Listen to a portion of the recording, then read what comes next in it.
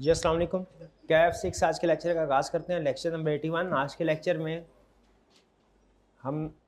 आज के लेक्चर के दो हिस्से होंगे। एक लेक्चर में हम फाइनेंस का पोर्शन में बजटिंग का क्वेश्चन, लेटेस्ट अटैम्प्ट का क्वेश्चन जो है लेटेस्ट क्वेश्चन अटैम्प्ट करेंगे, और उसके बाद फिर मैनेजेरियल पोर्शन में चैप्टर 1 को कंक्लूड करेंगे। उसमें 2 लर्निंग ऑब्जेक्टिव हमारे रह गए हैं, उनको हम आज कंप्लीट करेंगे। पहले बजटिंग का क्वेश्चन मुल्तान स्टार वाला, ये आपके टेस्ट में भी क्वेश्चन दिया गया था। ये आटम 22 का क्वेश्चन है, बेसिकली लेटेस्ट नहीं, आटम 22 का है, लेकिन फिर भी ज़्यादा पुराना नहीं है। पहले एज यूजुअल इस क्वेश्चन को हम डिस्कस करते हैं, फिर इसके बाद इस क्वेश्चन को हम सॉल्व करेंगे। आप कहेंगे तो कंप्लीट सॉल्व कर लेंगे, कहें तो इसकी जो कैलकुलेशन है बेसिक वो डिस्कस कर लेंगे। सबसे पहले रिक्वायरमेंट में देखिए क्या कह रहा है। रिक्वायर किस चीज़ को कर रहा है? प्रिपेयर ए बजटेड प्रॉफिट और loss statement for the year ending 31 August 23। Budgeted profit and loss account बनाना है, स्टेटमेंट बनानी है, और ईयर एंडिंग क्या है? 31 अगस्त।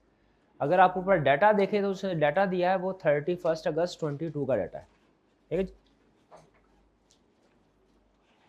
Multan stars is engage in manufacturing and selling of single product K100। एक ही प्रोडक्ट मैन्युफैक्चर करते हैं, सेल करते हैं। मैन्युफैक्चरिंग को अंडरलाइन कीजिए। इसका मतलब क्या हुआ? मैन्युफैक्चरिंग कंपनी का प्रॉफिट लॉस अकाउंट बनाना है, कंफर्म हो गया हमें। इसमें मटेरियल, लेबर, ओवरहेड आएंगे, और फिक्स्ड ओवरहेड जो ओवरहेड है दो हिस्सों में डिवाइडेड होंगे, फिक्स्ड और वेरिएबल, चाहे वो मैन्युफैक्चरिंग ओवरहेड हो चाहे सेलिंग एंड एडमिन ओवरहेड्स हो।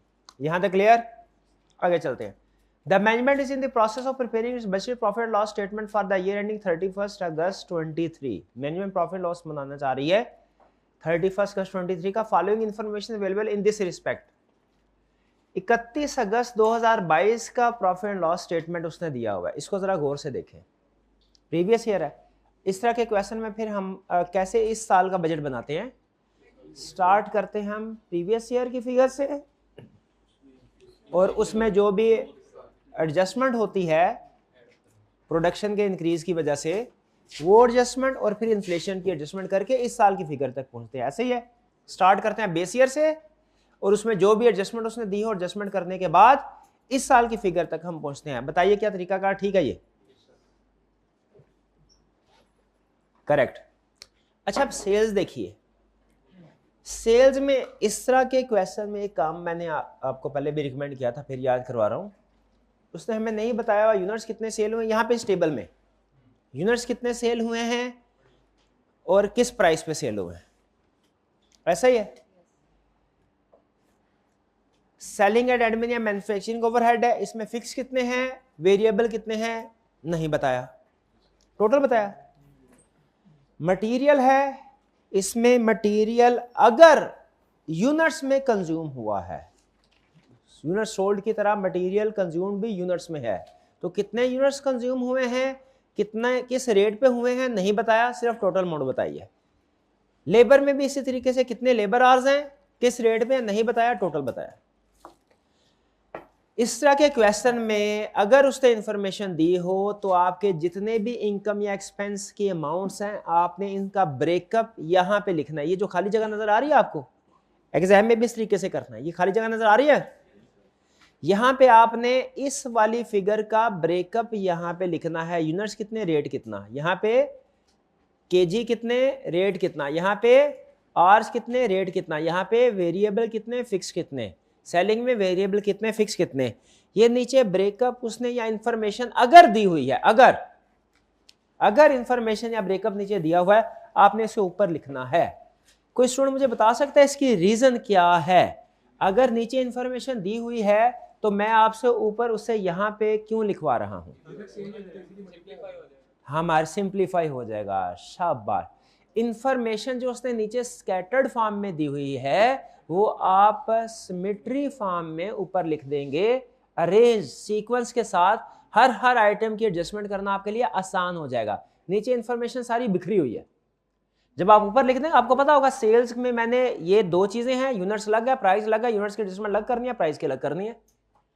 आपके लिए कैलकुलेशंस करना बहुत ही आसान हो जाएगा अगर आप जो नीचे बिखरी हुई इंफॉर्मेशन है वो वहां पे रेलिवेंट आइटम के आगे क्लासिफाई कर देंगे। तो अगर अवेलेबल हो इंफॉर्मेशन आपने ये काम करना है। क्लियर? आगे जरा देखते हैं कि इंफॉर्मेशन उसने हमें दी है कि नहीं दी। अगर दी है तो आपने इसे साथ अब कैलकुलेट करते जाना है पढ़ते पढ़ते। कह रहा है जी ये एक्सट्रैक्ट्स है। सबसे पहले during the year MS operated at 80% of its machine production capacity. It manufactured and sold 72,000 unit. अच्छा, मैन्युफैक्चर्ड एंड सोल्ड 72,000। इससे एक और इंफॉर्मेशन मुझे पता चली है। क्या? ओपनिंग और क्लोजिंग फिनिश गुड या तो है ही नहीं या सेम है। शाबाश। अगर सिर्फ लिख देना इट हैज सोल्ड तो फिर हो सकता है मैन्युफैक्चर का फर्क होता। आगे चल के मैं भी क्लियरली बता दे, लेकिन इस लफ्ज से भी पता चल रहा है या तो सेम है या जीरो है। 72,000 units of K100। Each unit of K100 requires 3 hours of machine hours. तो सबसे पहले सेल्स का ब्रेकअप बनाइए। क्या सेल्स का ब्रेकअप बना सकते हैं? कैसे?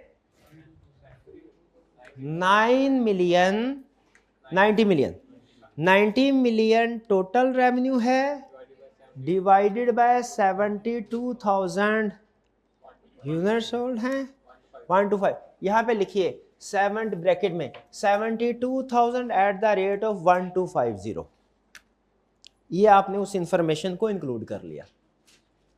देखें, लिखते जा लिखते जा लिखते। ठीक है जी।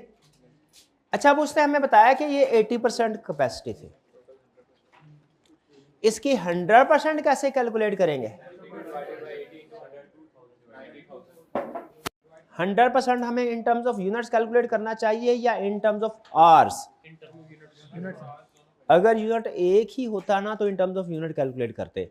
यूनिट आगे चल के 2 बनेंगे, तो दोनों के चूंकि आवर्स डिफरेंट है, इसलिए हमें जो कैपेसिटी कैलकुलेट करनी है वो in terms of hours calculate करनी है। तो टोटल कैपेसिटी कितनी होगी? 72,000 यूनिट्स थे।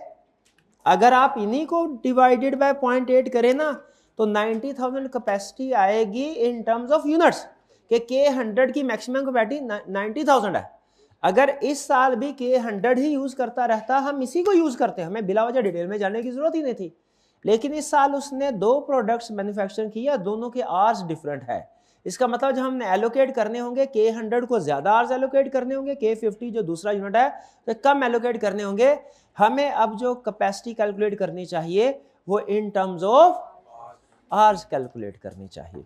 इसी को अब चूंकि एक यूनिट में 3 आवर्स होते हैं, इसी को 3 के साथ मल्टीप्लाई कर दें 270,000। हर स्टूडेंट 270,000 अपने कैलकुलेटर पे शो करवाए मुझे,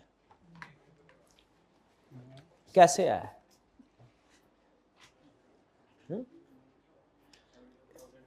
72,000 मल्टीप्लाई बाय 3 डिवाइडेड बाय 80% या 72,000 डिवाइडेड बाय 80% मल्टीप्लाई बाय 3, एक ही बात है।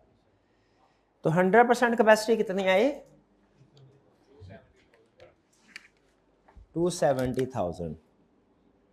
100% कैपेसिटी, ये मैं प्रोडक्शन शेड्यूल बनाते होते ना हम, ये उसके लिए यूज कर रहा हूं। 270 कितना था? 270,000। और भूलिएगा नहीं आवर्स। यहां तक कोई प्रॉब्लम समझ आया? क्वेश्चन आगे चलते हैं। 2.5 kg of material is required for manufacturing of each unit of K100।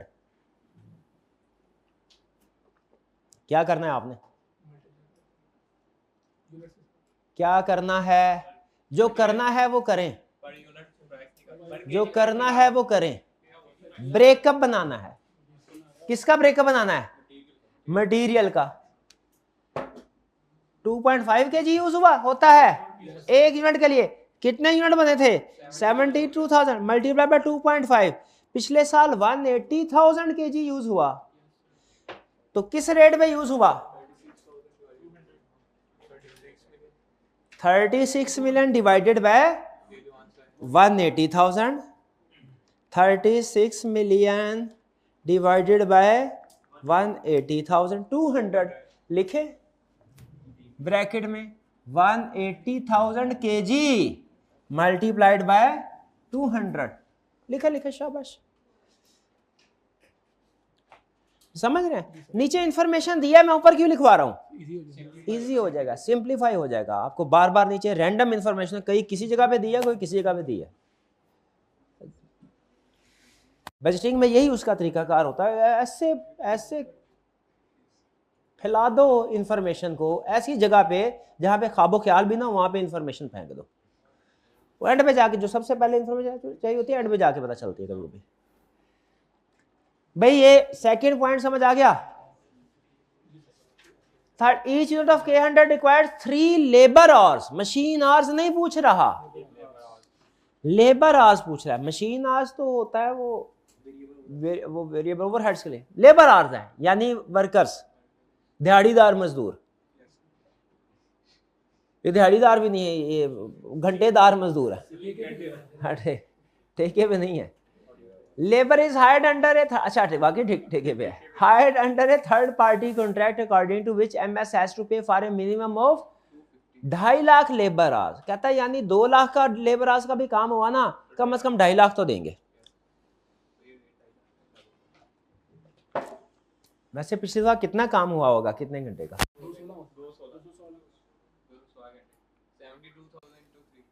3 labour hours होता है ना रिक्वायर्ड, 72,000 मल्टीप्लाई 216। इसका मतलब पिछली दफा 250 मिनिमम के हिसाब से पेमेंट की होगी। 250,000 उसने कहा था कम से कम इतना पैसा मेरे को चाहिए मजदूर को, चाहे आप बिठा के कहानियां सुनाते रहे उसे। कहा भी नहीं किया, लिया नहीं लिया मुझे कोई गर्ज नहीं, मुझे कम से कम 2.5 लाख लेबर आवर्स के पैसे चाहिए। हमने 2,16,000 अपनी प्रोडक्शन के लिहाज से किया, हाँ, लेकिन फिर हमें एग्रीमेंट के मुताबिक कम से कम देना पड़ा। जब मजदूर की मिनिमम सैलरी होती है ना, वेजेस, काम करवाए ना कोई देनी है, ठीक है। तो MS has to pay for minimum 250,000। However, each hour exceeding 250,000 hour would be paid at 2 times standard rate hours। अब बताइए क्या करना है, जो करना है वो कीजिए।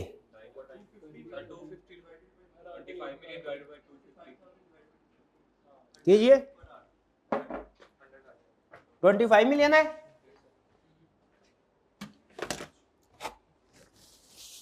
कैलकुलेशन कीजिए।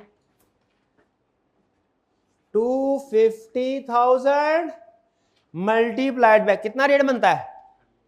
25 मिलियन को 250,000 से डिवाइड करें, ये टोटल पैसे दिए ना भाई। अच्छा, परेशान हो के ऐसे मेरी तरफ देख रहे, मैंने क्या फिट कर दिया फार्मूला, कुछ भी नहीं किया। कह रहा है 2.5 लाख आज 250 लेबर आज की पेमेंट है, और टोटल पेमेंट ये है, एक आर्ली रेट क्या है? 100। तो यहाँ पे ब्रेकअप लिखे 250,000 मल्टीप्लाई बाय 100। इसका मतलब है अगर 250,000 से ज्यादा होता तो फिर जो ज्यादा वाला है ना, ज्यादा वाला वो 200 के हिसाब से होता, ठीक है। कि पाकिस्तान में जैसे बिजली के बिल होते हैं वैसे ना होता कि 201 यूनिट हुआ ना तो सारे के सारे यूनिट के ऊपर वही रेट लगेगा। ऐसे कह रहा है 200 तक वही लगेगा, ऊपर वाले पे एडिशनल रेट लगेगा। पाकिस्तान को आप दुनिया महान मुल्क है, किसी के साथ कंपेयर नहीं कर सकते। आगे चलते हैं। लेबर भाई अब बस कर दे भाई, लेक्चर 2 घंटे पे चला जाएगा अगर ऐसे कमेंट करते रहे। आगे चलते हैं। 250 ये क्लियर हो गया, 4th पॉइंट। आगे चलते हैं 5th। 20% of total manufacturing overheads are fixed. Variable manufacturing overhead absorbed on the basis of machine hour, यानी वो मशीन आर पे बेस करते हैं। वेरिएबल ओवरहेड किस पे बेस करते हैं? मशीन आर्स कम तो वेरिएबल ओवरहेड कम, मशीन आर ज्यादा तो वेरिएबल ओवरहेड ज्यादा। तो जरा कीजिए इसका ब्रेकअप वेरिएबल में और फिक्स में। पहले फिक्स लिख लें, बाद में वेरिएबल लिख लें।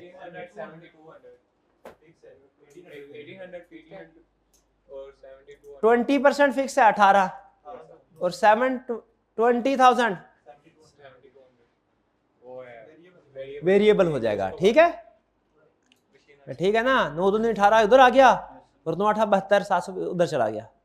किधर लिखा है ऐड, किधर लिखा है फिक्स में और वेरिएबल, हाँ यहीं पे करना। क्यों किधर कर रहा है, चाय बनती है, चाय पिलाता है, बंदी औलाद किधर गया है, सवाल करते नहीं हो, चाय चाय मांगते रहे, किधर एक लफ्ज नहीं लिखा, सारा करके आए, किधर लिखा है भाई, बस देख रहे हैं, हो रहा है, चल रहा है, सब ठीक है, सब अच्छा है, किधर है भाई, पार्टिसिपेट नहीं करेंगे, कंसेप्ट क्या समझ आना है, सवाल किधर किधर कैलकुलेशन, चल किताब पे नहीं करनी, साथ में सफे पे कहीं पे तो कर ले अल्लाह के बंदे। मैन्युफैक्चरिंग एक्सपेंस में फिक्स वेरिएबल को अलग कर लिया, कह रहा है all selling and admin expenses are fixed, शुक्र है कोई तो आसान चीज आई। वेरिएबल का रेट बाद में निकाल लेंगे, निकालना है तो निकाल ले, अब मुझे नहीं पता आगे चल के अगर मशीन आज की बेस पे हुआ तो डायरेक्ट भी निकल आएगा, रेट की जरूरत नहीं पड़ेगी, अभी तक जितनी इंफॉर्मेशन है उस लिहाज से तो कर ले, कर निकालना चाहे निकाल भी सकते हैं। देयर आर नो ओपनिंग और closing stock of raw material and finish goods, देखा वही बात हुई, जीरो जान छूटी हमारी, वो फाइफो से और क्या था एब्जॉर्प्शन, ठीक है। यहां पे ओपनिंग क्लोजिंग फिनिश गुड भी नहीं है, ओपनिंग क्लोजिंग रॉ मटेरियल भी नहीं है, और एक और बात आपको बताऊं, ओपनिंग क्लोजिंग वर्किंग प्रोसेस भी नहीं है। कैसे पता चला, और ये नहीं लिखा ही नहीं हुआ यहाँ पे लिखा ना होने का मतलब आप ये नहीं ले सकते कि नहीं है, वो ये सारा भी तो गायब कर सकता था, गायब नहीं किया, उसने क्लियरली मेंशन किया है। अगर मेंशन ना हो तो इसका ये मतलब नहीं है कि वर्किंग प्रोसेस नहीं है, इस लाइन से पता नहीं चलाना आपने कि वर्किंग प्रोसेस नहीं है, हाँ यहां से पता चलाना है कि उसने मैन्युफैक्चरिंग मटेरियल लेबर ओवरहेड यही कॉस्ट ऑफ गुड्स सोल्ड बन गए हैं। अगर वर्किंग प्रोसेस होता ओपनिंग क्लोजिंग तो यहाँ पे एडजस्टमेंट होती है, add opening working process less closing working process, समझे कि नहीं, फिर जाके कॉस्ट ऑफ सेल्स होती, मटेरियल लेबर ओवरहेड पे ही कॉस्ट ऑफ सेल्स कैलकुलेट होगी, इसका मतलब है ओपनिंग क्लोजिंग वर्किंग प्रोसेस नहीं है, ओपनिंग क्लोजिंग फिनिश गुड नहीं है। आगे चलते हैं, चले जी, यहां तक क्वेश्चन कंप्लीट हो गया हमारा, यहां तक कोई प्रॉब्लम, ये थे पिछले साल की कैलकुलेशंस, अब आते हैं हम इस साल की कैलकुलेशंस पे, ठीक है। अब यही इस साल की फिगर्स भी कैलकुलेट करनी है, ऐसा है क्या, इस साल की फिगर भी कैलकुलेट करनी है ना, चलें जब तक मैं लाइंस ड्रा करता हूं तब तक आपको काम पे लगाता हूं। कह रहा है information projection for the budget for the year and 35, इस साल की ये इन्फॉर्मेशन है, MS would introduce the mini version of K100 under the name of K50. The demand for K50 is expected to be 25,000 units. Selling price of K50 would be 750. इसका मतलब है क्या हम इस काबिल हो गए कि K50 का सेल्स रेवेन्यू कैलकुलेट कर सके और प्रोडक्शन भी कैलकुलेट कर सके। भाई प्रोडक्शन कितनी है, जितने यूनिट सोल्ड उतनी प्रोडक्शन, रेवेन्यू कैसे कैलकुलेट करेंगे, 25,000 को 750 से मल्टीप्लाई कर देंगे, लेकिन ये सिर्फ हमारा K50 का रेवेन्यू है, हमें तो टोटल रेवेन्यू में K100 भी चाहिए। K100 के लिए क्या होगा, introduction of K50 would not affect existing demand for K100, इसका मतलब है एग्जिस्टिंग डिमांड K100 की उतनी ही है, उतनी ही रहेगी 72,000. In addition, MS has entered into a contract with a new customer for supply of 10,000 units of K100 at last year's prevailing price. एक नया कॉन्ट्रैक्ट भी किया है 10,000 मजीद का, इसका मतलब है इस दफा जो यूनिट सोल्ड होंगे ना 82, शाबाश 82,000 नहीं होंगे, 72,000 प्लस 10,000 होंगे। क्या क्यों क्यों क्यों, हाँ क्योंकि 10,000 पुराने रेट पे हैं वो अलग लिखने हैं, और 72,000 इस साल के रेट पे हैं। इस साल इन्फ्लेशन भी तो कुछ ना कुछ आती होती है, मुझे पता नहीं ऐसे अभी, लेकिन वो भी अगर वो आई तो अलग लिखना पड़ेगा, नहीं आई तो 72 प्लस 10 82 के साथ कर देंगे कैलकुलेशन। समझ रहे हैं, सवाल कराना मकसद नहीं, कंसेप्ट समझाना मकसद है, ठीक है। कंसेप्ट समझते जाए सवाल खुद बहुत होता जाएगा। आगे चलते हैं, यहाँ फिर क्या कर, अच्छा इस साल की प्राइस क्या है, सेलिंग प्राइस ऑफ K100, ये मैं स्किप कर रहा हूं क्योंकि ये प्रोडक्शन से रिलेटेड है। Selling price of K100 other than already contracted to supply would increase by 12%। क्या जितनी इंफॉर्मेशन मिली है, इंफॉर्मेशन क्या मिली है, इस साल K50 इंट्रोड्यूस होगा, दूसरी K100 की डिमांड सेम है, तीसरी एडिशनल एक स्पेशल कॉन्ट्रैक्ट 10,000 का मिला है K100 का, रिमेनिंग डिमांड सेम है, ये एडिशनल आ गया। K50 की अलग से प्राइस बताई है, स्पेशल कॉन्ट्रैक्ट 10,000 किस प्राइस पे होगा वो अलग से बताया है, और जो इस साल की सेल होनी है K100 की 72,000 यूनिट्स, उसकी प्राइस अलग से बता दिया 12%। क्या टोटल सेल्स कैलकुलेट कर सकते हैं? टोटल सेल्स 3 कैलकुलेशन में होगी, K50 plus K100 special plus K100 regular. कीजिए लिमिटिंग फैक्टर लगाओ तो वो लिमिटिंग फैक्टर तो प्रोडक्शन, हाँ पर सेल्स तो सारी होगी ना जो उसने कर दी है, लिमिटिंग फैक्टर तो हम इस वजह से लगाएंगे कि प्रोड्यूस करना है कि परचेज करना है। लिमिटिंग फैक्टर तो इस वजह से लगेगा कि प्रोड्यूस करना है कि परचेज करना है। यहां तक समझ रहे कैलकुलेशन किस तरीके से होगी, आगे चल के देख लेंगे, अगर कोई किसी किस्म का लिमिटिंग फैक्टर हुआ तो उस लिहाज से कैलकुलेट कर लेंगे। ठीक है जी, आगे चलने से पहले यहाँ पे थोड़ी देर के लिए मैं आपको रोकना चाहता हूं, मैं चाह रहा हूं मैं फॉर्मेट ड्रॉ कर लूं। मीनवाइल अगर आप कैलकुलेशन करना चाहें तो कर लें, कर सकते हैं। जरा सेल्स की कैलकुलेशन कीजिए, ज़हन में रखिएगा हमारी टोटल 3, पिछले साल एक तरह की प्रोडक्ट थी, इस साल 3 तरह की प्रोडक्ट है। कौन कौन सी? K100 additional, K100 regular, K50। लेकिन इन तीनों में जो डाटा यूज होगा वो प्रीवियस ईयर का प्राइस वाला, दोनों में 50 का उसने बता दिया है, K100 वाला प्रीवियस ईयर वाला यूज होगा। कैलकुलेट कीजिए, शाबाश।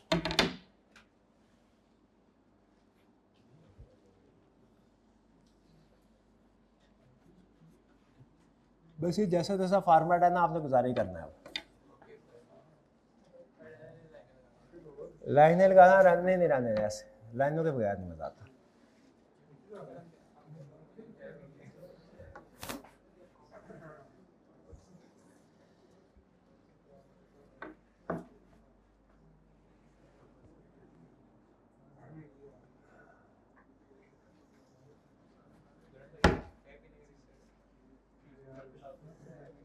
क्वेश्चन में ध्यान दीजिए, MS Multan stars budgeted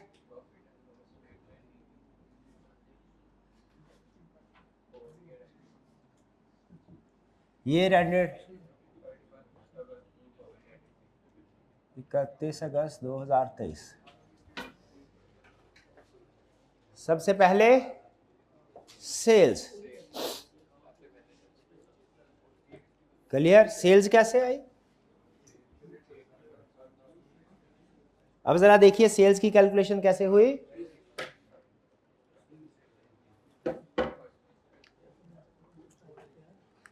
K50 के यूनिट्स कितने सेल किए हैं?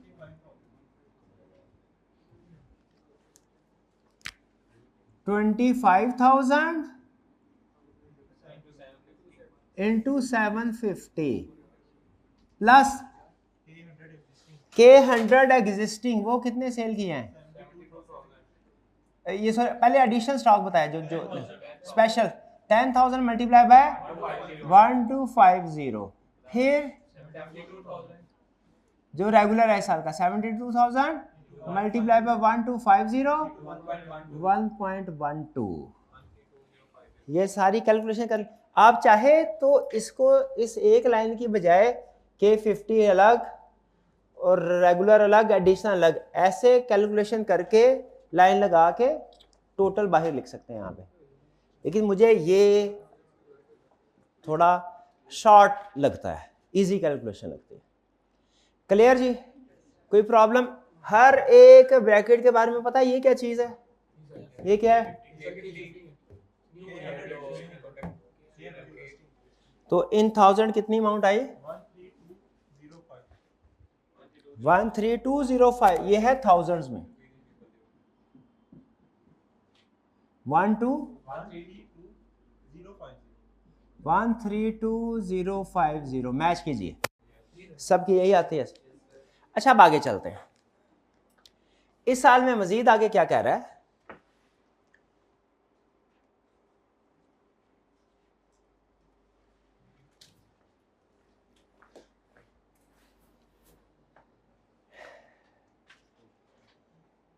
Introduction of K50 would not affect existing demand. In addition, MS has entered into contract with a new customer supply of 10,000 of K last year. अच्छा, any constraint due to production capacity would be met by reducing the production of K100. यहां पे रुक के सोचे क्या बता रहा है, कह रहा है अगर कोई कंस्ट्रेंट होता है प्रोडक्शन कैपेसिटी की वजह से, प्रोडक्शन कैपेसिटी हमारी कितनी थी, भूल तो नहीं गए, 90,000 यूनिट्स में थी मेरे भाई, 270,000 प्रोडक्शन कैपेसिटी, 270,000। कहता है ये जो प्रोडक्शन इंक्रीज हो रही है ना, K50 भी आ गया, स्पेशल ऑर्डर भी आ गया, इसकी वजह से आपने K50 को तो बनाना है रेगुलर, उसको डिस्टर्ब नहीं करना। जो आपका शॉर्टफॉल आएगा, जो आपने रिड्यूस करनी है प्रोडक्शन, किसकी करनी है, K100 की। अच्छा यहां पे अगर क्वेश्चन खत्म हो जाता ना, तो मैं क्या करता भला, मैं K50 के यूनिट्स 25,000 बनाता, पहले टोटल प्रोडक्शन कैलकुलेट कर लिया मैंने, 270,000 प्रोडक्शन आवर्स, इसमें से K50 के जितने आवर्स हैं 25,000 इंटू 1.5 आगे उसने बताया, वो लेस करके रिमेनिंग जितने भी आवर्स आते वो K100 बनाने पे इस्तेमाल कर लेता। K100 के जितने भी यूनिट्स बनते मैं कहता बस यही टोटल यूनिट्स बने और यही सेल होंगे। आप यही कह रहे थे ना अभी, सर पहले प्रोडक्शन तो बना ले, उसमें कंस्ट्रेंट है, पता नहीं इतने यूनिट्स बन पाएंगे कि नहीं बन पाएंगे, ठीक है, लेकिन चूंकि मैंने क्वेश्चन पढ़ा था, मुझे अंदाजा था, ठीक है, मैं आपसे कैलकुलेशन कराना चाहता था उस टाइम में सेल्स की। तो क्वेश्चन के अंदर वो क्या बता रहा है कि कंस्ट्रेंट आएगा जरूर, लेकिन उससे आपकी सेल पे फर्क नहीं पड़ेगा। क्यों? क्योंकि आप वो परचेज कर लेंगे रेडीमेड, वो चीज रेडीमेड परचेज कर लेंगे। तो इसका मतलब है कि हमें जितनी चीजें सेल हैं वो सेल करनी है सारी की सारी। जो मैन्युफैक्चर कर सके मैन्युफैक्चर कर लेंगे, जो मैन्युफैक्चर ना कर सके वो सेल कर लेंगे, वो सॉरी वो परचेज कर लेंगे। डन जी। कह रहे any shortfall in production of K100 would be met by purchasing from the market at a price of ₹1200 per unit. देखिए ये वही बात कर रहा है कि जितना भी कंस्ट्रेंट आया उससे K100 की प्राइस की उसका रिड्यूस करेंगे प्रोडक्शन। K50 बनानी ही बनानी है, K50 शायद मार्केट में नहीं मिलती होगी, तो K50 कहता है हम खुद बनाएंगे, K100 का जितना शॉर्टफॉल आया परचेज कर लेंगे। फिर नेक्स्ट कह रहा है each selling price of K100, ये हमने पढ़ लिया 12% से। Each unit of K50 would require 1 kg of material, 1.5 hours of machine and 1.5 hours of labour. Production of K20 would result in increase in selling and admin expenses by 20% other than inflation। और कह रहे हैं all expenses 5% से बढ़ेंगे। अहम चीज़ जो उसने हमें बताई है इसमें, अब सबसे पहले जो हमारे प्रोडक्शन शेड्यूल के लिए अहम होगी, प्रोडक्शन प्लान के लिए, वो होगी K50 पे कितने मशीन आवर्स लगते हैं। पहले हमें सिर्फ K100 का पता था 3 मशीन आवर्स लगते हैं, अब K50 का भी पता चल गया कितने आवर्स लगते हैं 1.5। क्या अब आप कैलकुलेट कर सकते हैं टोटल कैपेसिटी कितनी है, इस कैपेसिटी में K50 कितना बनाना है, K100 कितना बनाना है, कैलकुलेट कर सकते हैं। इस क्वेश्चन के अंदर 2 पॉइंट सबसे अहम थे, जिसने ये 2 पॉइंट पिक कर लिए, सॉल्व कर लिए, क्वेश्चन में बाकी इतनी जान नहीं रही। पहला था ये इंफॉर्मेशन जो स्कैटर्ड है ना, उसे ऊपर डाटा के अंदर मर्ज कर देना, ये जो मैंने पर आवर वाला आपको करवाया। और दूसरा है प्रोडक्शन शेड्यूल। प्रोडक्शन शेड्यूल बना सकते हैं? बनाइए जरा, आपके पास 1.5 मिनट है, आप भी बनाइए मैं भी बनाता हूं। हमारे पास टोटल 100% कैपेसिटी है। ये 100% कैपेसिटी कैसे आई है भला? ये 100% कैपेसिटी आई है, हमारे पास प्रोडक्शन थी पिछले साल कितने यूनिट्स थे? 72,000 के 100 के 72,000 यूनिट्स थे। एक यूनिट पे 3 मशीन आवर्स लगते हैं और ये 80% कैपेसिटी थी। ये हमारे पास आ गए 270। कैलकुलेशन करके देखे, यही आता है। हाँ। अब ये टोटल आवर्स आ गए। हमारे पास 100 मशीन इतनी चल सकती है हमारी। अब ये जो मशीन चलती है इसने कुछ चलना है K50 के लिए और कुछ चलना है K100 के लिए। K50 में कितने यूनिट्स बनेंगे? 25,000 at the rate of 1.5। 1.5 machine आ रहा है ना? कितने लगेंगे टोटल?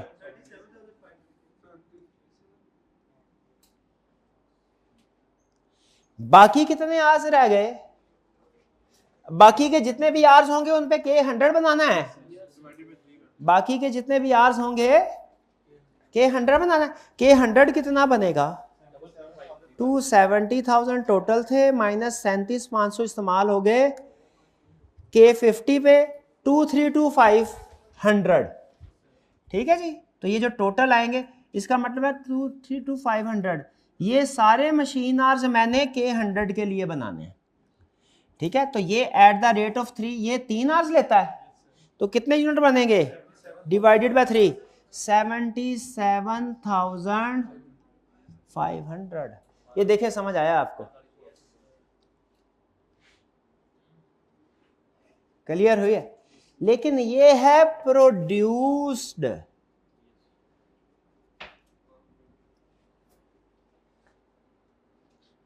ठीक है। K50 20,000 प्रोड्यूस किया, 25,000 प्रोड्यूस किया, 25,000 बेच दिया, कोई प्रॉब्लम नहीं है। लेकिन ये क्या, ये अजीब बात हो गई। ये अजीब बात हो गई। K100 प्रोड्यूस किया 77,500 और बेचा है 82,000। बाकी परचेज करेंगे। शाबाश। कितना है? 82,000। कितना आ गया? 4500। तो परचेज कितना होगा? परचेज कितना होगा? ये तो नहीं परचेज होगा, ये तो सरूती बनाना है। ये होगा 4500 और ये टोटल आ जाएगा 82,000 और ये टोटल। अब देखें, हमारा प्रोडक्शन प्लान और सेल प्लान मैच हो गया कि नहीं? चेक पॉइंट तसल्ली से देख ले हमने क्या किया। समझना है, करना बाद में है, पहले समझना है। देखिए, समझ आता है क्या किया हमने? मैंने सिर्फ अपने जो उसने कंस्ट्रेंट दिया था उसके लिहाज से कैलकुलेशन कर ली कि यूनिट ए कितना बनेगा, यूनिट बी कितना बनेगा। सिर्फ ये कैलकुलेशन की।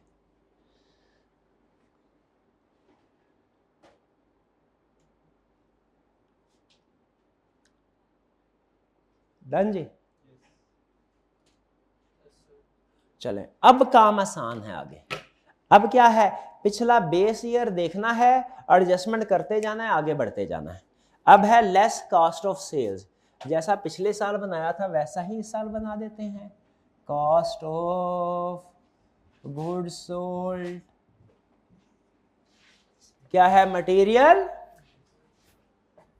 जरा मुझे अपना क्वेश्चन देख के बताया, उसके आगे ब्रेकअप क्या दिया हुआ है? 180,000 eight the rate of 200 material use हुआ है। यानी मटेरियल का रेट 200 है और केजी कितने यूज हुए हैं? 180,000।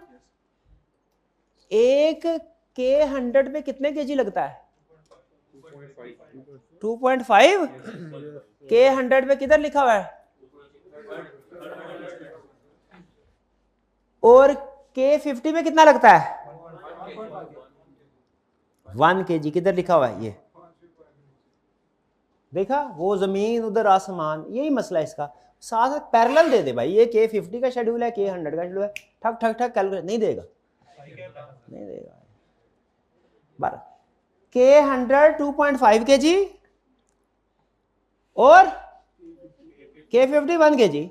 बताइए इस साल कितने kg हमें परचेज करना पड़ेगा, कंज्यूम करना पड़ेगा, कितने kg, कितने kg? K50 के हमने करने हैं 25,000, ये आ गया 25,000 इंटू 1 kg है ना, 1 प्लस 77,500 के 82,000।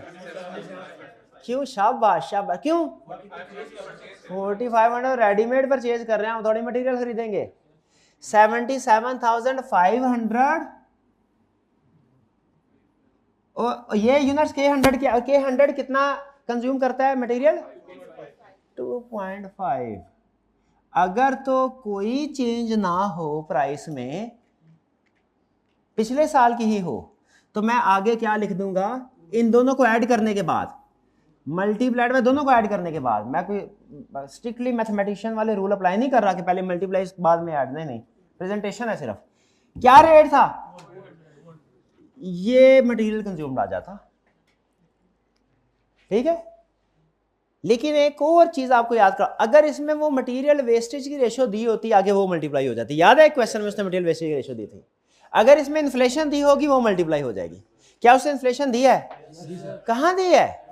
ऑल मटेरियल अलग से तो नहीं दी हुई, ऑल एक्सपेंसेस के अंदर ही है, पक्का। तो मल्टीप्लाइड बाय 1.05,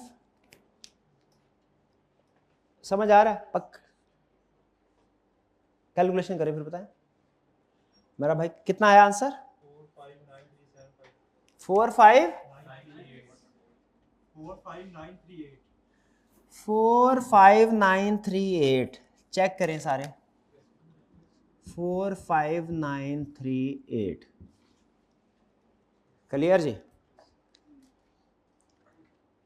अब क्या करें? लेबर,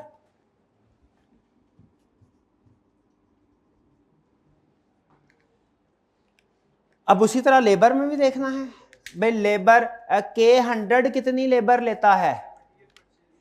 K100 कितनी लेबर लेता है? Each unit of capacity required, ये मटेरियल क्या होगी? 3 आवर्स तो मशीन टाइम है। ईच यूनिट ऑफ रिक्वायर्ड, हाँ 3 लेबर आवर्स, ये अच्छा इसके भी 3 है, मशीन के भी 3 लेबर आवर्स लेता है। लेकिन 250,000 का अगर 250,000 से लेबर आवर्स कम आए ना, तो हमें 250,000 देना है के पैसे, और लेकिन अगर 250,000 से ज्यादा लेबर आ रहा है तो 250 कम से कम देना ही है, उससे ऊपर वाले डबल रेट। और सिंगल रेट कितना है? 100, डबल रेट 200। तो लेबर कितने आ जाएगी? लेबर की कैलकुलेशन सुने। इसी तरह 25,000, इसको K50 को कितना लेबर चाहिए? 1.5 प्लस K100 को कितना चाहिए? 77,500 के 82,000, क्योंकि 4,500 तो रेडीमेड खरीद रहे हैं। 77,500 इंटू 3 कितना आ गया? 270,000 आ गया, इज इक्वल टू 270,000 है। ये लेबर आवर्स हो गए, ठीक है। अब हमने इसकी कॉस्ट कैलकुलेट करनी है। फॉर 250,000 स्टैंडर्ड, इसके कितने पैसे हैं? एट द रेट ऑफ 100, और for 20,000 eight the rate of 200। तो ये कैलकुलेशन करके बता दे, ये आ जाएगा 25 मिलियन। और लेकिन एक चीज तो और भी करनी है, इन्फ्लेशन का इम्पैक्ट, ये चीज ना इनटू इन्फ्लेशन का इम्पैक्ट कितना है? 1.05 इसमें कोई प्रॉब्लम? इन्फ्लेशन रेट हाँ अलग से स्पेसिफाई किया हुआ है, ऑल एक्सपेंसेस अनलेस अदरवाइज, अलग से इन्फ्लेशन रेट उसने लेबर का बताया कितना है? नहीं, वो उसका इन्फ्लेशन रेट नहीं है, वो तो उसका ओवर टाइम रेट है। जो डबल रेट है ना, वो डबल इन्फ्लेशन की वजह से नहीं हुआ, वो ओवर टाइम की वजह से हुआ है। हम कहें एम्प्लॉय को भाई सुबह 9 to 5 काम करोगे 100 रुपीज के हिसाब से मिलेगा, अगर 5 बजे के बाद रात को 9 बजे तक 4 घंटे मजीद काम करोगे वो 200 के हिसाब से देंगे। तो ये जो शाम को हमने उसे हायर रेट दिया, ये इन्फ्लेशन की वजह से नहीं दिया, ये ओवर टाइम की वजह से दिया है। ज्यादा काम करवाए, ओवर टाइम हमेशा हायर रेट पे होता है, कॉस्ट काउंटिंग में आपने पढ़ा होगा। इसकी रीजन असल में ये होती है, हम नया एम्प्लॉय क्यों नहीं हायर कर लेते स्टैंडर्ड रेट पे? कभी सोचा है आपने ओवर टाइम क्यों करवाना पड़ता है?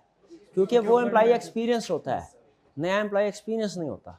इसी वजह से कंपनी हालांकि स्टैंडर्ड रेट पे नया एम्प्लॉय भी तैयार होता है काम करने को, लेकिन हम कहते हैं नहीं ज़्यादा पैसे दे देंगे, काम एक्सपीरियंस बंदे से करवाएंगे, क्वालिटी अच्छी हो। ये समझ लग गया? ये 200 के साथ 1.05, इनका कहना है 200 में ही इन्फ्लेशन आ गया। इधर वो मान के कि ठीक है सर मल्टीप्लाई करें, इधर कह रहे हैं ना करें। क्या ये 200 के साथ 1.05 आएगा? आएगा। ये इन्फ्लेशन है, ये इन्फ्लेशन नहीं है। टोटल करके मुझे ऐड करके दे दे। ये दोनों ऐड कर रहे हैं कि सिंगल? दोनों को ऐड करके 30450। यहां तक कोई प्रॉब्लम?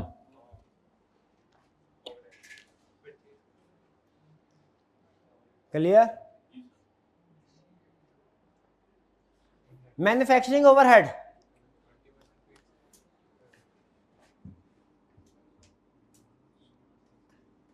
फिक्स भी था, वेरिएबल भी था। फिक्स कितना है? 1800। अब इसमें इसको फिक्स को अलग करते हैं,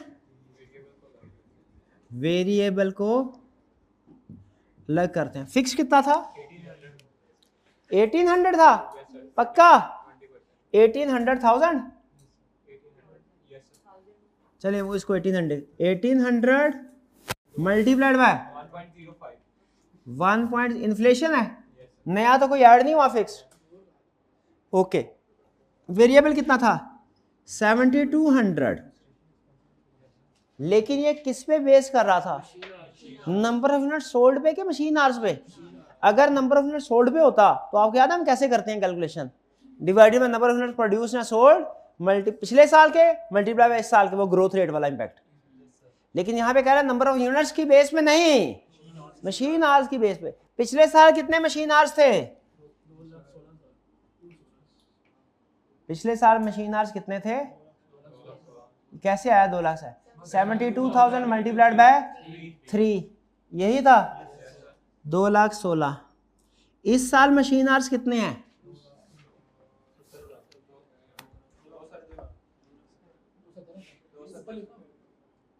मशीनर हाँ 2,70,000 फुल कैपेसिटी है, फुल कैपेसिटी के। ठीक है जी, मल्टीप्लाइड बाय 2,70,000। ये 270 समझ आ गया ना कैसे आया? डन। ये 270, ये भी ये समझ सकते हैं कि ये मैक्सिमम कैपेसिटी पे ऑपरेट किया तो 270 मैक्सिमम कैपेसिटी है। और इस तरीके से भी देख सकते हैं कि K50 के 25,000 प्रोड्यूस किया है, 1.5 37,500 ये हो गए। K100 के प्रोड्यूस जो किया वो 77,500 और 3 है, ये दोनों को ऐड करें 270,000 आ गया। क्लियर? इसमें इन्फ्लेशन का इम्पैक्ट आएगा इंटू 1.05। फिक्स कितना हो गया यार? टोटल करके ऐड कर दे, टोटल करके मुझे बता दे जैसे ऊपर किया। टोटल कितना हो गया? 11,340। ये ले, कोई प्रॉब्लम? आगे ग्रॉस प्रॉफिट आ जाएगा, फिर साथ ही selling and admin. Selling and admin, gross profit तो कैलकुलेट कर लेंगे ना, वो ऐड करके लेस करनी है। हाँ परचेजेस रह गई, परचेजेस, शाबाश, परचेजेस को तो भूल चले थे हम। परचेजेस कितने किए हैं 4500 एट द रेट ऑफ पिछले साल की प्राइस क्या थी, पिछले साल की सेल प्राइस क्या थी, पिछले साल की सेल प्राइस थी कि अच्छा इसकी बताइए, ठीक है 4500 इंटू 1200, सबसे आसान कैलकुलेशन पूरे क्वेश्चन में है कितने 5400। सेलिंग एंड एडमिन इसमें भी ये तो सारे फिक्स थे 2500, लेकिन इंक्रीज भी हुआ है इंटू 20% इंक्रीज हुआ है इंटू 1 पर इन्फ्लेशन रेट 31, ये सारा नेट कर ले, नेट प्रॉफिट क्या आया 35773, ये ले कुछ समझ आई। तो जरा मुझे बताइए इस सारे क्वेश्चन में सबसे मुश्किल चीज क्या थी,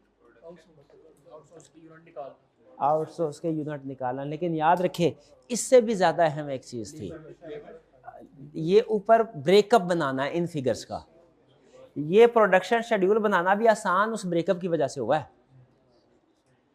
तो सबसे अगर आप उनसे पूछे ना सर इस क्वेश्चन में सबसे अहम एक चीज बताए, गुर की बात सबसे अहम क्या है, तो मैं यही कहूंगा कि क्वेश्चन में जो इन्फॉर्मेशन उसने दी हुई है डाटा पिछले साल का, उसका मैक्सिमम ब्रेकअप जो उसने नीचे इन्फॉर्मेशन में दिया है ना इधर उधर करके उसको ऊपर अरेंज कर ले, प्रेजेंट कर ले, ऊपर नीचे वाला डाटा जो उसने ब्रेकअप दिया हुआ है ना ऊपर उसने टोटल फिगर दी है, यूनिट अलग और प्राइस अलग नहीं दी हुई, ये कर लेना कुछ भी नहीं है, ये इसमें कोई रॉकेट साइंस नहीं है, कॉमन सेंस की बात है। आपका क्वेश्चन आसान आप खुद फील करेंगे, घर आपने यही क्वेश्चन किया होगा ये फिल किए बगैर और आपको इतना मुश्किल है, इतना मुश्किल है। यहाँ पे मैंने क्या किया कुछ भी नहीं, वही क्वेश्चन है, लेकिन आपको यहाँ पे कंपैरेटिवली मेरा ख्याल है, मैं भी गलत आसान लगा होगा ये क्वेश्चन बनिस्बत उसके के जो घर में किया वो और मैंने सिर्फ एक चीज आपको नहीं करवाई है, बाकी सारी कैलकुलेशन आपने ब्रेकअप।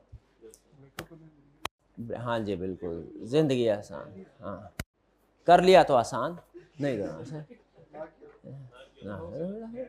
स्कैटर्ड इंफॉर्मेशन है वो, कोई किधर होगी कोई किधर होगी, कभी कुछ कर रहे हैं कभी कुछ। जी क्लियर हो गया, इसमें कोई प्रॉब्लम कोई सवाल पूछना हो? कोई सवाल नहीं है? चलिए 2 मिनट आपको दे रहा हूं, खूब आराम कर लीजिए, रिफ्रेश हो जाए, 0 मीटर हो जाए। 2 मिनट के बाद हम मैनेजेरियल पोर्शन की तरफ चलेंगे, चाहे इतने शॉर्ट नोटिस में नहीं बन सकती, पास कीजिएगा। ओके चल जी,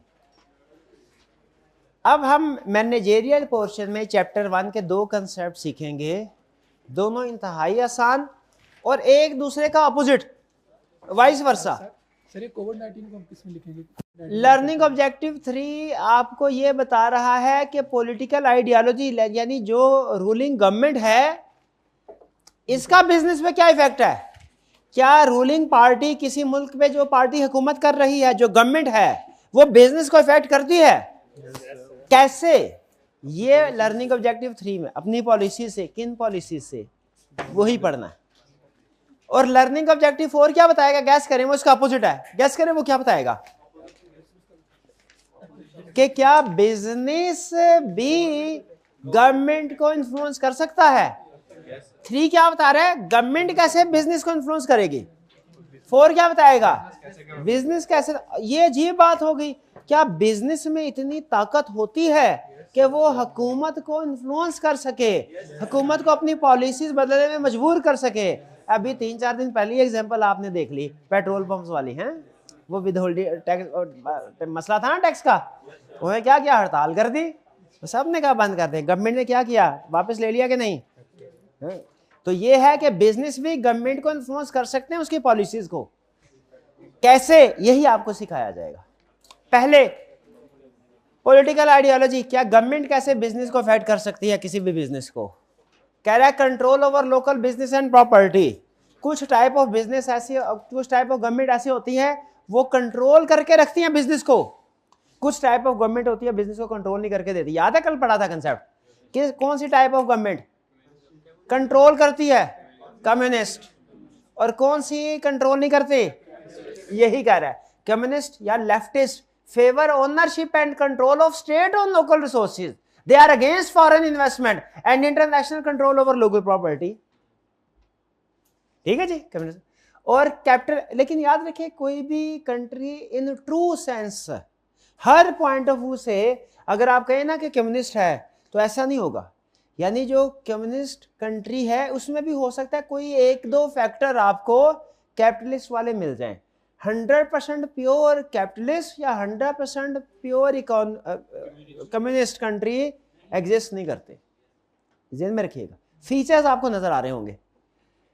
कैपिटलिस्ट या rightist favour private ownership, clear होती है ये बात कि इस टाइप ऑफ गवर्नमेंट का बिजनेस पे ये इंपैक्ट है, टिक कर लें।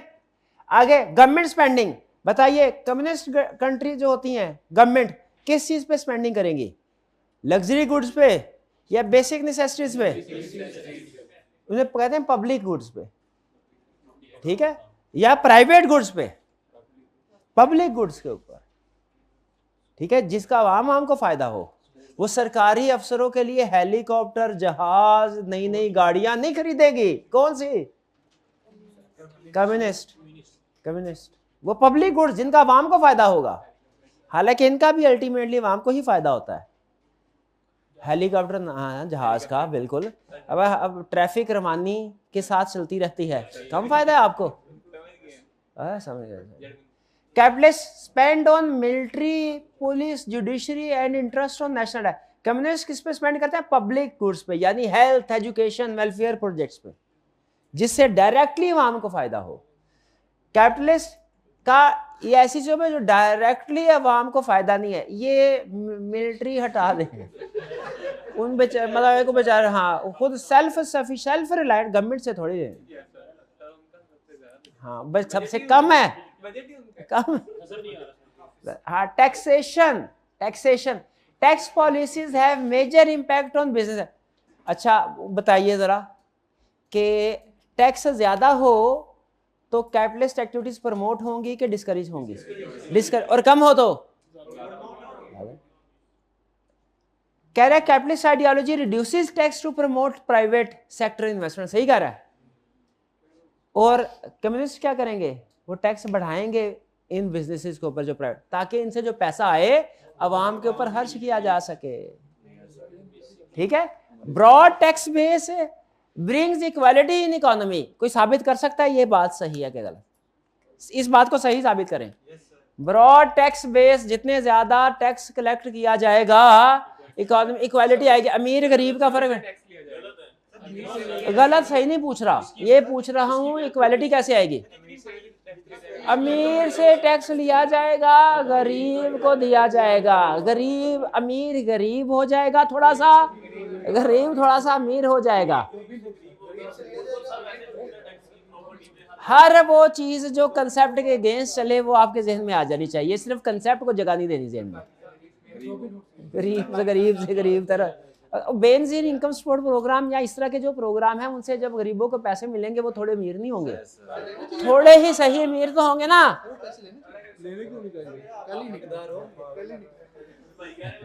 तुम्हारे निकले 6 महीने के इकट्ठे दे दिए। चलिए आगे चलते हैं भाई। टैक्सेशन समझ आ गया आपको? Type of government, different types of government tax को कैसे यूज करती हैं, समझ आया? ये मेरा भाई बताएगा कैसे कैपिटलिस्ट इकोनॉमी टैक्स को कैसे यूज करती है। टैक्स कम करके, शाबाश, ताकि प्राइवेट सेक्टर इनकरेज हो। और कम्युनिस्ट कंट्री क्या करती है? टैक्स बढ़ा देती है। अच्छा, कम्युनिस्ट कंट्री ने टैक्स बढ़ा के किधर खर्च करना है? बेसिक, हाँ, पब्लिक गुड्स के ऊपर, हॉस्पिटल्स के ऊपर, पार्क्स के ऊपर, एजुकेशन के ऊपर। चलिए आगे चलते हैं। Next, economic policies. अच्छा आप बताइए, आपके ख्याल में जो कम्युनिस्ट कंट्रीज हैं या इकोनॉमीज हैं वो इंडस्ट्रीज के ऊपर ज्यादा फोकस करती होंगी कि एग्रीकल्चर के ऊपर?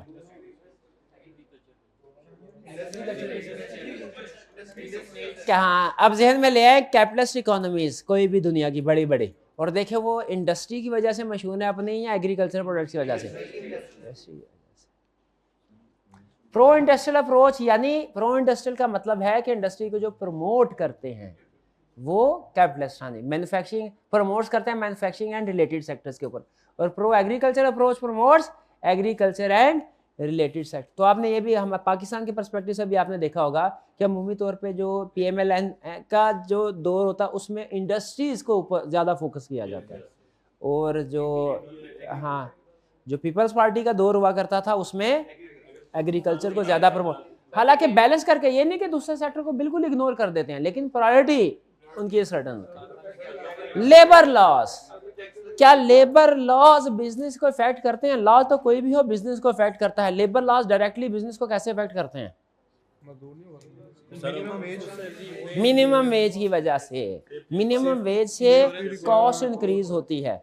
सेफ्टी रेगुलेशंस, जिस जगह पे काम करवाया जाए वहां पे मजदूरों के लिए फैसिलिटीज प्रोवाइड की जाए, वर्किंग कंडीशन अच्छी हो, ठीक है, इंटरनेशनल रिक्वायरमेंट खास। अच्छा ये अच्छी बात बता रहा है, केस स्टडी में काम आएगी ये वाली बात। कह रहे बात आपको पता है, अगर किसी जगह पे चाइल्ड, अगर आपको पता चले आपकी प्रोडक्ट है आपकी फेवरेट, आप उसको इस्तेमाल करते हैं, लेकिन उसके मैन्युफैक्चरिंग में बच्चों से काम करवाया जाता है ज़बरदस्ती, क्या आप उस प्रोडक्ट को यूज़ करेंगे? ज़मीर नहीं गवारा करता है, सही है। हाँ, उसी तरीके से डेवलप्ड कंट्रीज़ में जो एक्सपोर्ट्स जाती है ना, यानी जो वो इंपोर्ट करते हैं, डेवलप कंट्रीज इंपोर्ट करते हैं, मंगवाते हैं अपनी वो ये इंश्योर करते हैं कि जो प्रोडक्ट भी वो मंगवा रहे हों उसका सारा प्रोसेस वो एथिकली और लीगली कंप्लायंट हो। और अगर कहीं पे उन्हें पता चल जाए ना कि जी इस कंपनी के मैन्युफैक्चरिंग प्रोसेस में कहीं पे कोई इलीगल एक्टिविटीज़ या अनएथिकल एक्टिविटीज़ हो रही हैं, वो उस प्रोडक्ट को ही कंज्यूम नहीं करते, अपनी कंट्री में आने नहीं देते। और बाज़ औक़ात तो इतनी स्ट्रिक्ट रेगुलेशंस होती हैं कि उस कंट्री के, जैसे फर्ज कीजिए हम यूरोप में एक्सपोर्ट करें ना कोई चीज़, तो यूरोप से इंस्पेक्टर आके चेक करेंगे हमारी फैक्ट्रीज़ को कि क्या उसमें सारे जो उनकी भी स्टैंडर्डाइजेशन के रूल्स हैं वो फॉलो हो रहे हैं कि नहीं हो रहे, वरना वो लाइसेंस नहीं देंगे। अगर हम इनकार कर देंगे ना, हम नहीं इंस्पेक्शन करवाते हैं, तो ठीक है हमारी कंट्री में अपनी प्रोडक्ट ना भेजिएगा। यही बात वो कह रहे हैं, इंटरनेशनल रिक्वायरमेंट्स में also affect on labour policy. Western developed countries do not allow imports from countries who do not ensure labour health, safety and other working condition. These countries are so strict that sometimes they send their inspector to exporting partners for inspection and certification. ये किसी case study में वो use कर सकता है ये वाला concept जी। देखिए लॉज वो अपनी कंट्री के मुताबिक चेक करेगा, इस मुल्क के मुताबिक चेक नहीं करेगा। लॉज या जो भी लॉज या एथिकल प्रैक्टिसेस कह लें इसको, वो अपनी कंट्रीज के मुताबिक चेक करेगा।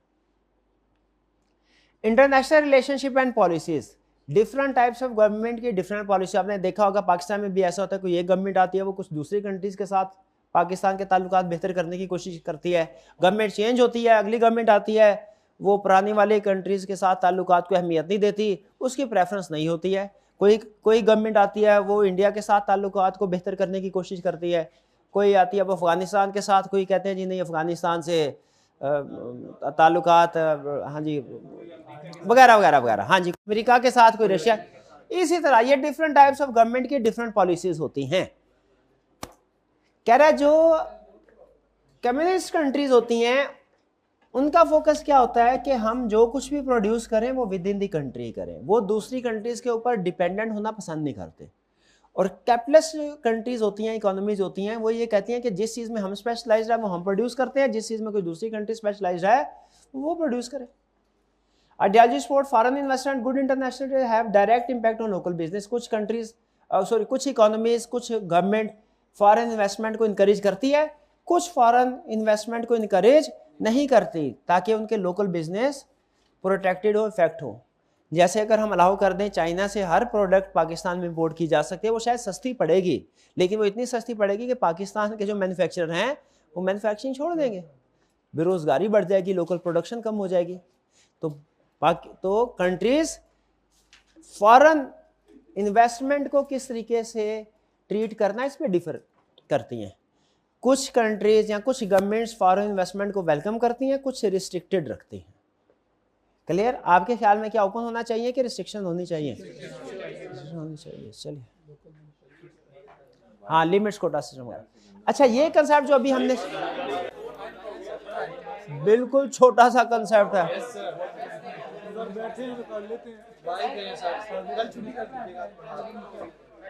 अच्छा यकीन कीजिए वाकई छोटा सा कंसेप्ट है।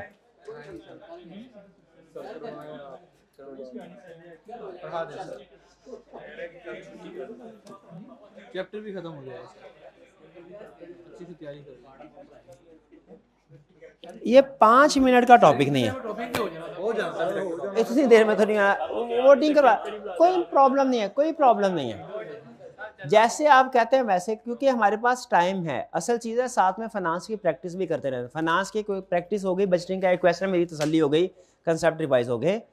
कितने स्टूडेंट का ख्याल है ये अभी नहीं उठा ले? ये मेरा ख्याल है 7 से 8 मिनट लगेंगे। कितने स्टूडेंट्स का ख्याल है आज नहीं कल करते हैं? 50-50 है, कर लेते हैं। Interaction between business and government, कोई नहीं हिम्मत कर, कोई ज्यादा नहीं है। साथ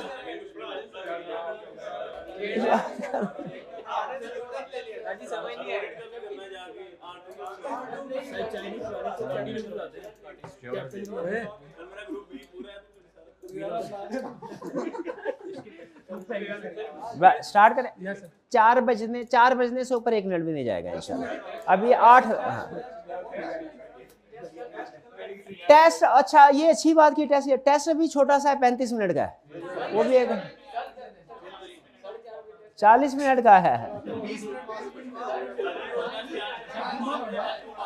चढ़ना चाहे रोने ना शुरू कर देना भाई। बट ठीक है, मैं समझ गया। देखिए मैं आपकी बात मान लेता हूँ ना। देखिए मैंने अभी आपकी, हालांकि मैं मानना नहीं चाह रहा है, तो अगर कभी आइंदा आपने भी मेरी बात मान लेनी है, ठीक है? चलिए ये ठीक है, यहाँ पे आपकी बात मान। आज का लेक्चर यहाँ खत्म करते हैं। अल्लाह हाफिज़।